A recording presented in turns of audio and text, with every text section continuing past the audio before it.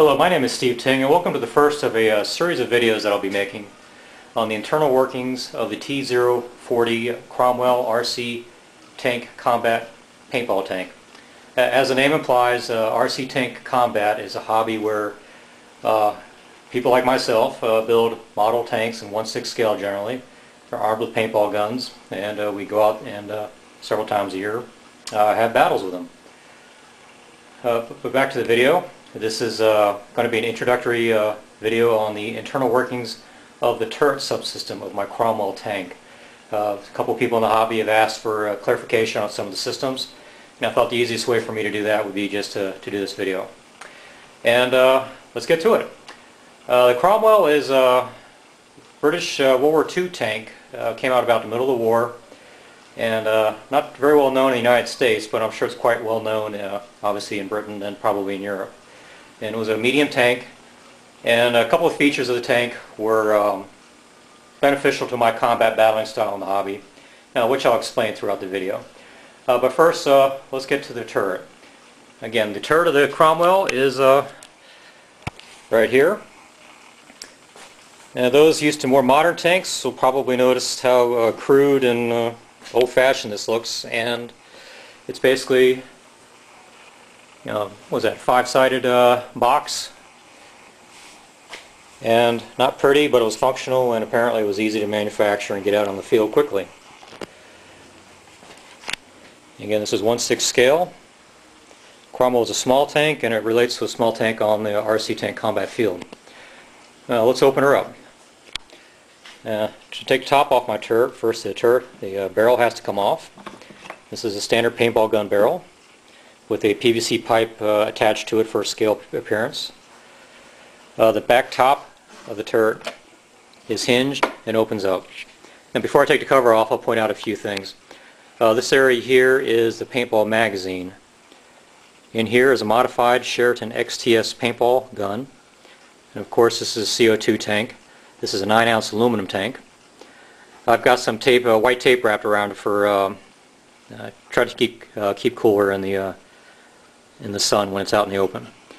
Now, the cover comes right out like so,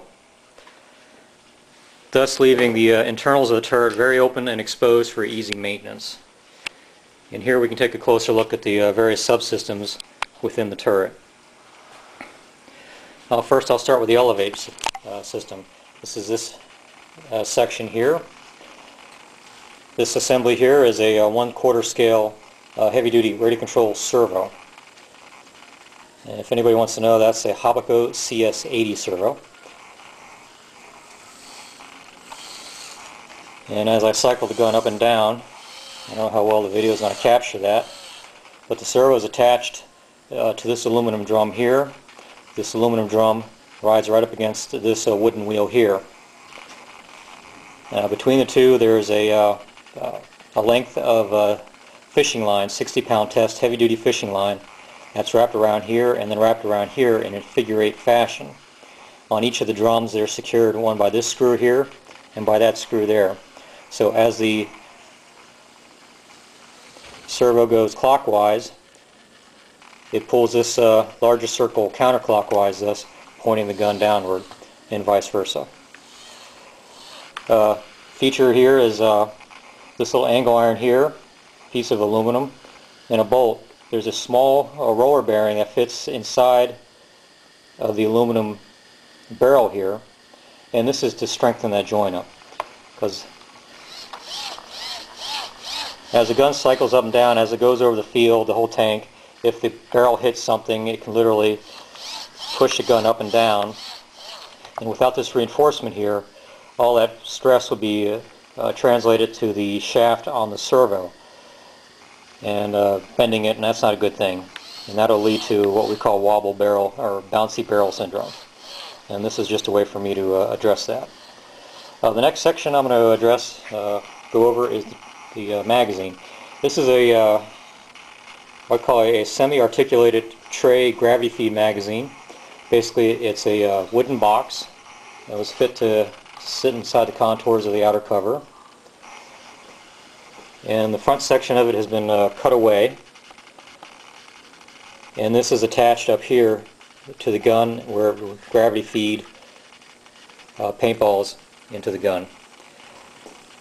This articulation is handled by, I don't know how well this is going to show, but there's a length of piece of rubber here glued, and it's acting like a hinge, a multi-axle hinge.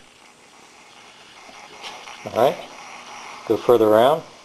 Back here is a 12-volt power supply that powers the turret. Again, this is a 9-ounce CO2 bottle. The CO2 bottle is attached to this assembly. I forget what they call it, but this is common. You can find these in paintball supplies. Basically, it's an on-off valve for the bottle. And while I'm thinking about it, let me just remove the bottle to make the innards easier to see. There we go. In here, this blue thing is a modified Sheraton XTS marker. We'll get into that a little bit later. Here is the Futaba radio receiver. And these are custom electronics. Basically, the main breadboard here is a 5-volt regulator, which converts the 12-volt from the power supply to 5 volts to power the receiver and the servo over here for the elevate. This section here is a RC on-off switch, which powers the trigger actuator, and this particular one is the heavy-duty switch that you can get from Joe Summer at Anvilus Works. A link on the website. Now, let's see. All right, where are we going to go here? All right, let me get deeper into the magazine. The magazine stands off from the base of the turret by these 3 tubes here, and is held in place by this spring. So I'm going to go ahead and pop that spring out. And at that point, the magazine will just come right up. Now the front section of the magazine is held in place by another spring, which I am going to undo, but I can't do it on one-handed, so I'm going to cut the video for a second.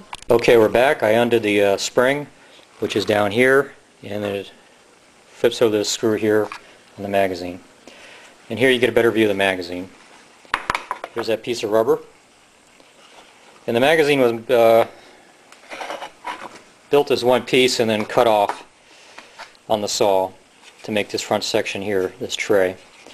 A little aspect I want to point out about this is, because this is articulated, we want to keep the ball feed end well aligned with the input to the paintball marker. So what I did here is, on the bottom there's like a little ball joint I made. There's a little hole here, and on the marker there's a small screw that was rounded over that at the end of this snaps into here.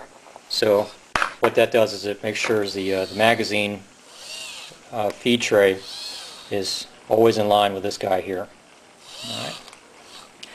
And that's basically the basics of the magazine. And the paintballs stay in the magazine because this is aligned with the top of the turret cover when it is in place. All right. Now that we've got all that exposed, I'm going to go over the triggering mechanism. The trigger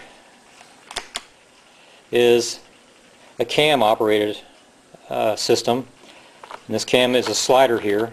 It pulls back, and the cam is radiused to the same distance to the pivot point on the marker here. So see how well that comes out. You can see how it's always going to travel there. Most markers in the hobby have their actuator, which is actually this guy here. It could be this guy or servo or some other mechanism mounted to the gun and then to the trigger. Or they use an electronic gun and wire directly the RC switch into that.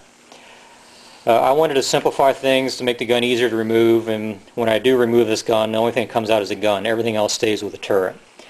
Now what actuates the sliding mechanism here, again, we have a cam attached to an aluminum plate which is running underneath on some runners, and this is attached to, this is an automotive door lock actuator, which is a 12-volt device. This is the thing that's inside of a car door. When you push the button, it'll unlock and lock the car. But it's been reused here as a actuator for a paintball gun for triggering that.